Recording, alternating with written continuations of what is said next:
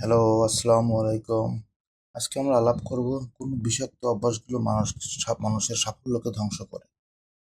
বেশ কিছু বিষাক্ত অভ্যাস সাফল্যকে উল্লেখযোগ্যভাবে বাধাগ্রস্ত করতে পারে।